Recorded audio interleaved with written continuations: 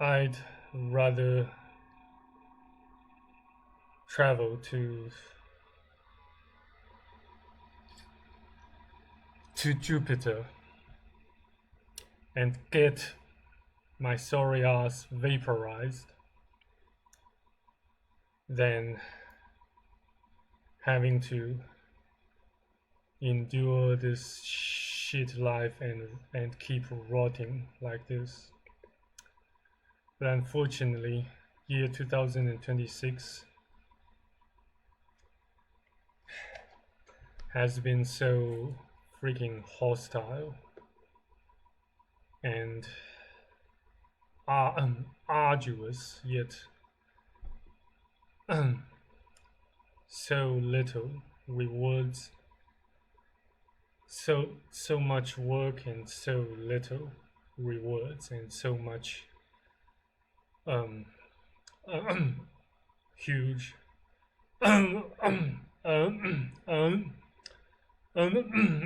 disappointments and frustrations than ever previously in my entire life thus far. I keep wondering, I keep thinking and ruminating to myself, what sort of wrongs have I done to deserve this? And I don't really recall much, if not none. So yeah, there you go. You see the map, the whole um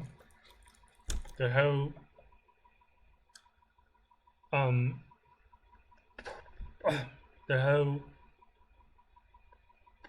projection of the fifth um the fifth um the planet Jupiter, the fifth one orbiting the sun in our solar system. The map of its the so-called map of its southern hemisphere. Of course, you can see, the first thing, probably the first thing that that comes to your mind, and of course your visual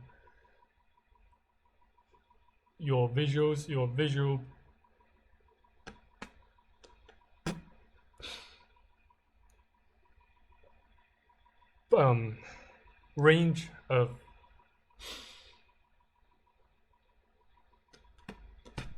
perception is the great red spot. Though there, some rumors came saying that it has shrunk and it has been shrinking to the point that its size has dropped to around half or maybe even a third of its the of its original size the first time that it came to humanity's attention and range of studies, and maybe also scrutiny, blah blah blah. So but still, no matter how many huge storms, huge how many in insane swirling storms you will for certain run into on on Jupiter. It's still, they still pale in comparison, to the shite, to the nasty shite, to the tribulations and hardships, and all those, meaningless meaningless afflictions you have to endure to the end on planet Earth. Well, unless you take a great leap of faith, say by by jumping into a running train and get yourself, you know, crushed into bits and pieces of rotten meat and molecules of proteins scattered all over the place, blah blah blah. But still, for countless of sleepless nights, I've always wondered what it, you know, what it will feel like to get crushed and vaporized by Jupiter's mesmerizing yet also highly, highly overwhelming and powerful, or powerful and no less catastrophic storm, storms and cyclones on, um, on Jupiter's, inside Jupiter's atmosphere. Though theoretically speaking, it has no solid surface to, for you to actually land on. you know well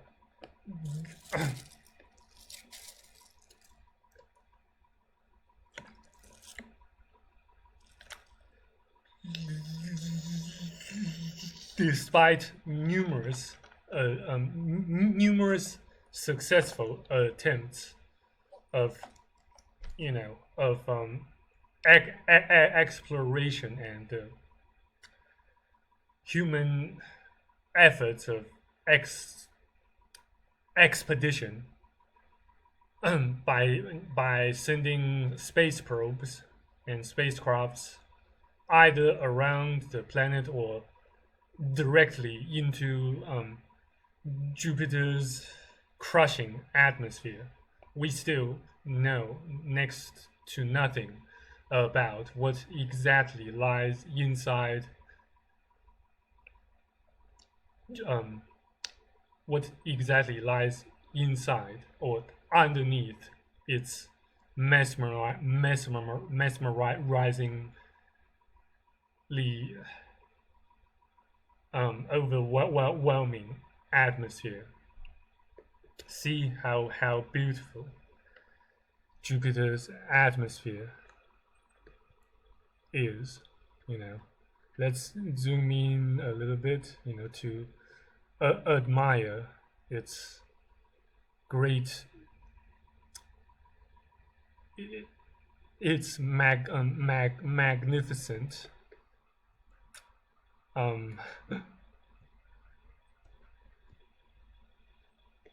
world of endless cyclones and storms and thunders, blah blah blah. And there, according to some YouTubers who also seem to have a bit of, enthusiastic obsession over Jupiter. They say Jupiter's, its sequences and arrangements of the white colored cyclones seem to follow a mathematical, say a mathematical, uh, pattern, or a certain numerical sequence, or something, say, sort of a, a sort of a oscillating, conjugation. But math is never my favorite subject, so I don't suppose I can comment or speculate further than what I've already said, about what I have noticed, um, um, say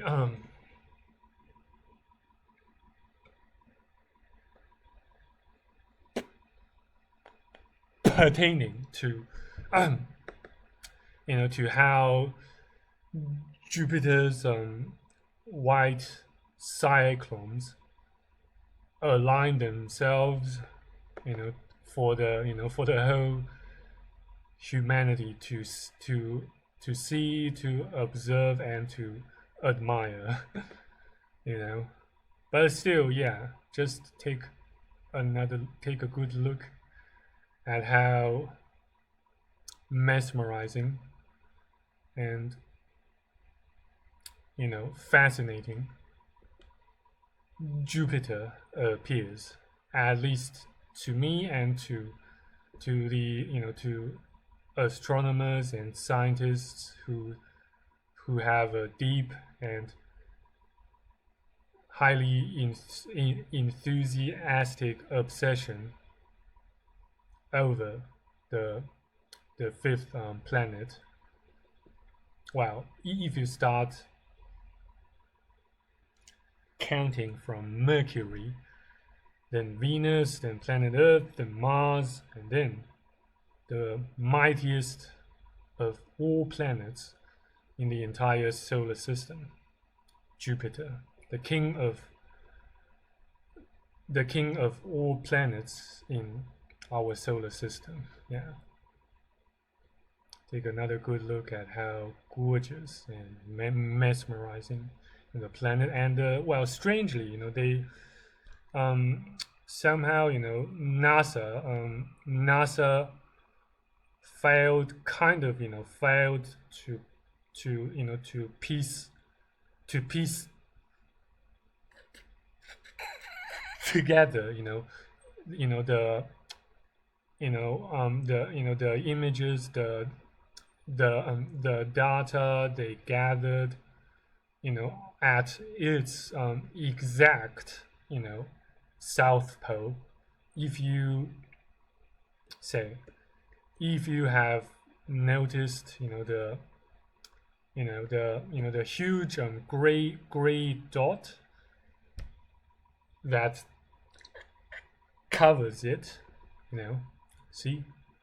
So we maybe, I don't know, maybe NASA just failed to gather enough. Maybe they failed to gather and map, the entire area, through the Juno spacecraft and its probes, or maybe they just they did not collect a sufficient amount of data to create, to fill in the blanks or the grays. Yeah. But still, what mathematical and scientific perfection planet Jupiter is, by simply admiring its mesmerizing patterns of cyclones and atmosphere, and its strips and bands all over the place, with varying colors, and as a result of its highly turbulent and and terrifying loads of ammonia, methane or methane, and and I don't know, how Jupiter, how exactly, Jupiter manifests its, brown, you know, bands and cyclones, nearing its south pole. See, it's, well, at least, it appears brown.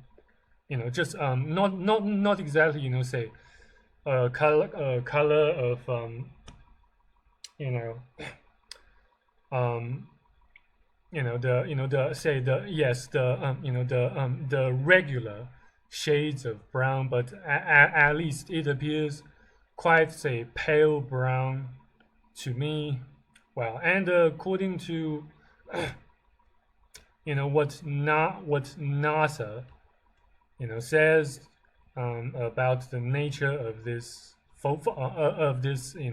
pieced photograph, you know featuring the map, the maps, the entire maps of, you know of Jupiter's southern hemisphere. Um, at least according to what they have said, it's based on a true um, color, based on a based on true color range of, millions of chunks of photographs pieced all together into this whole map of Jupiter's southern hemisphere, detailing its swirling and mesmerizing clouds and cyclones and storms, and of course its iconic and epic great red spot. Yeah. So, I so much would rather, travel to the greatest planet of all, Jupiter, rather than having to, rot here and suffer, you know, a prolonged duration of hunger and loneliness and, and destitution. And of course, pretty much a constant, non-stop grief over the loss of my grandma and earlier my old man. Blah blah blah, See? Yeah, let's make a bit of pause so that I can, capture a great and epic looking thumbnail for this for this rather short filming session. Yeah, see, there is a pale brown looking cyclone about a few clicks away from the great red spot, and there is another one, maybe just which just maybe surpassed it. See here, yeah, here, and here comes another one here, and here comes another one here, and another one here. Let's count the numbers a little bit. 1, 2, 3, 4, 5. There's another one, though it may not seem that obvious to you guys. Yeah, I guess. So 1, 2, 3, 4, 5, 6, 7, 8. Yeah, 8 and 9, 10, 11. Yeah, so around in total 11 pale brown looking cyclones or storms sit at roughly the same, say, band nearing, Jupiter's fairly calm, fairly tranquil looking south pole. Yeah. So it does, seem to follow a sort of mathematical pattern, or, you know, I guess, maybe with a underlying, say, an underlying, say, principle of, say, maybe dark energy or gravity, blah blah blah. Yeah, but yeah, I don't really have, you know um anything else, to say about this image, rather than, pure other than my pure amazement and, obsession with Jupiter and its mesmerizing atmosphere. Yeah, and here let me present to you guys, yes, an animation of Jupiter rotating super duper fast. Yeah, oops. Yeah, just to kind of conclude this filming session, filmed on the 15th of July, year 2026. Thankfully, the yes, the ambient temperature around me hasn't climbed to the level of, to the unbearable level yet. So I guess, I have at least made some good use of this opportunity. I have seized at least a good chunk